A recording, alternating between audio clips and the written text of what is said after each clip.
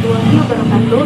Halo semuanya, perkenalkan nama saya Hesti Julisa dengan NIM 24011111375. Pada video kali ini, saya akan membuat resensi buku dengan mata kuliah Landasan Pendidikan dengan dosen pengampu Bapak Tri Handoko MPD. Selamat menyaksikan. Identitas buku. Judul buku Landasan Pendidikan. Penulis Hamzah B. Uno dan Nina Lamateng. Penerbit PT Bumi Aksara. Tahun terbit Desember 2016. Dan jumlah halaman 208 halaman. Pendahuluan. Buku Landasan Pendidikan karya Hamzah B. Uno dan Nina Lamateng membahas berbagai landasan pendidikan yang penting di Indonesia.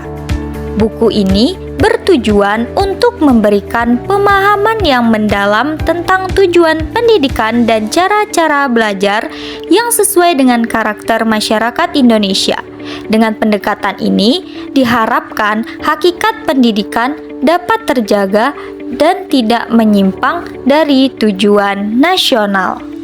Intisari buku, Landasan Pendidikan pada dasarnya merupakan paparan analisis kritis akan kaidah-kaidah dan kenyataan dasar pendidikan.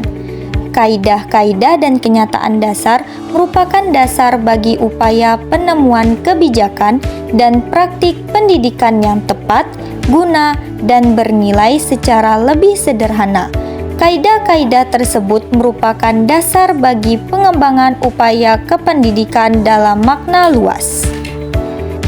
Menurut filsafat pendidikan, bahwa manusia adalah makhluk yang berpotensi dan memiliki peluang untuk dididik. Pada dasarnya, pendidikan itu sendiri adalah aktivitas sadar berupa bimbingan bagi menumbuh kembangkan potensi, agar manusia dapat memerankan dirinya dalam kadar yang optimal. Dengan demikian, pendidikan merupakan aktivitas yang bertahap, terprogram, dan berkesinambungan. Berbicara tentang berbagai tinjauan tentang pendidikan, yaitu tinjauan filosofis tentang pendidikan, tinjauan psikologis terhadap pendidikan, dan tinjauan historis pendidikan. Kupasan tentang pendidikan dan kebudayaan dimaksudkan untuk memberikan tinjauan kultural terhadap pendidikan. Tinjauan ini merupakan bagian integral terhadap tinjauan pendidikan dari berbagai disiplin ilmu dan budaya. Dengan demikian, kita memiliki pandangan yang luas dan mendasar terhadap pendidikan dan pengajaran pada umumnya dan sekolah pada khususnya. Dalam praktik, pendidikan masyarakat itu selalu berbeda-beda. Perbedaan ini disebabkan karena perbedaan filsafat yang dianutnya, bahwa masing-masing individu berbeda dalam melaksanakan kegiatan pendidikan. Perbedaan ini disebabkan karena perbedaan pandangan hidup. Sebagai anggota masyarakat dan warga negara Indonesia yang memiliki filsafat hidup Pancasila, maka setiap pendidikan harus mengutamakan penghayatan dan pengamalan Pancasila dalam melaksanakan praktik pendidikan. Memanusiakan manusia berarti membuat manusia itu menjadi manusia yang setia pada kodratnya, yaitu sebagai makhluk jasmani sekaligus makhluk rohani, makhluk sosial, makhluk pribadi berdiri sendiri sebagai makhluk Tuhan. Manusia dalam memanusiakan dirinya menjadi manusia yang bermakna.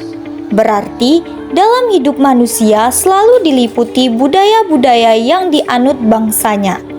Manusia dalam membudidayakan dirinya itu selalu membudaya bersama. Hal ini berarti dalam membudaya itu terjadi proses interaksi antara manusia yang satu dengan manusia yang lain.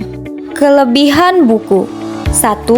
Ditulis dengan bahasa yang sederhana sehingga dapat dipahami oleh berbagai kalangan. Selanjutnya yang kedua, dikemas dengan cover yang simple namun menarik.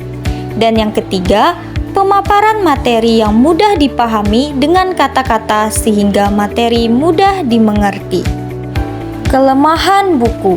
1. Ada beberapa kata atau kalimat yang kurang baku digunakan pada buku tersebut. Yang kedua, terdapat kalimat yang sulit untuk dipahami. Dan yang ketiga, ada pengulangan materi di berbagai bab.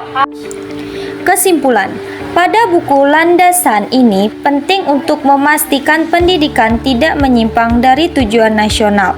Penekanan pada pemahaman mendalam terhadap berbagai teori pendidikan juga ditekankan agar pendidikan dapat mengoptimalkan potensi peserta didik.